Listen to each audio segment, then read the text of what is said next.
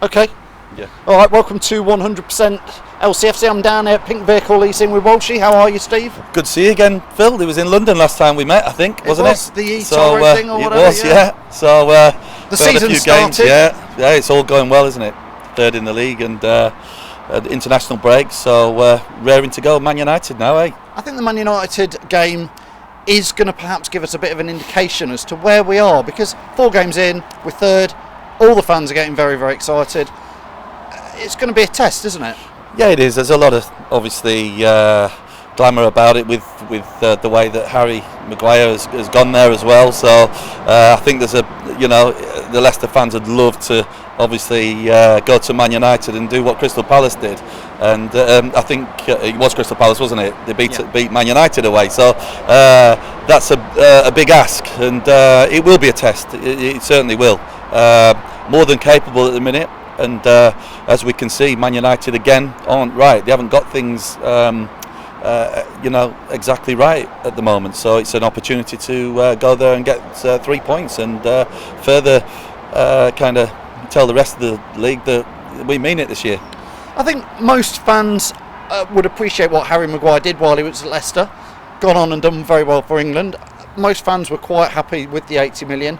What are your views on his replacement that we had waiting in the wings already, Soyuncu? Seems to have done quite well this season, because last year fans were, not convinced. Yeah, absolutely. I think he made a couple of early errors in his start to the his starting lineup in the Leicester City team. So I think that he has done very, very well. I think he looks settled now with Johnny Evans, and he's playing some wonderful football. He reads the game well. He's just got to be careful of these little tiny mistakes that he's liable to make. But I think it's makes sense at the moment to keep things as they are. I think he's done very, very well. You can see he's got pace. He reads the game, and he's certainly settled in nicely now. Now most fans are looking forward to Jamie Vardy v Harry Maguire tomorrow. Harry had a bit of a funny performance for England, if you ask me, against Kosovo. He didn't look happy. No. Obviously, he's given the penalty away, which was a shame, and they made a couple of errors at the back, and obviously it reflects on the whole back four, But Harry, with giving that penalty away, he'll be disappointed anyway. Put it that way. But he's a class player. We know what he's about. It's going to be an interesting battle with Jamie Vardy. Let's hope that Vardy can come out on top.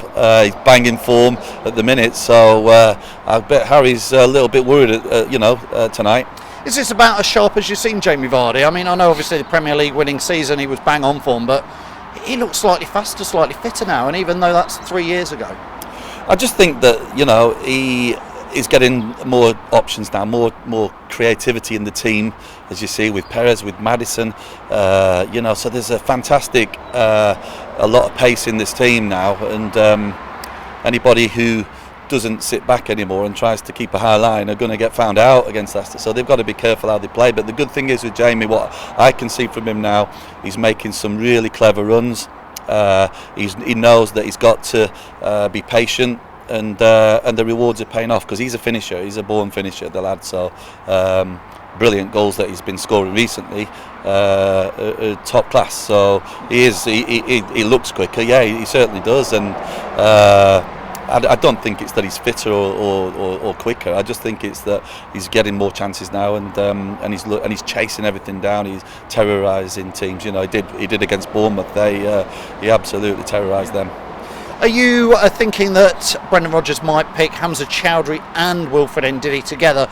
That's quite a defensive midfield, but we are playing away at Old Trafford. Yeah, we've got great options now. The team, the squad as a whole. Brendan's got. The good thing is he's got a headache of selections problems now, but it is a rotational squad, so expect anything at the moment. But Chowdhury deserves, his place in the team. He works hard. He defends very well, and he protects that back four, or however we play.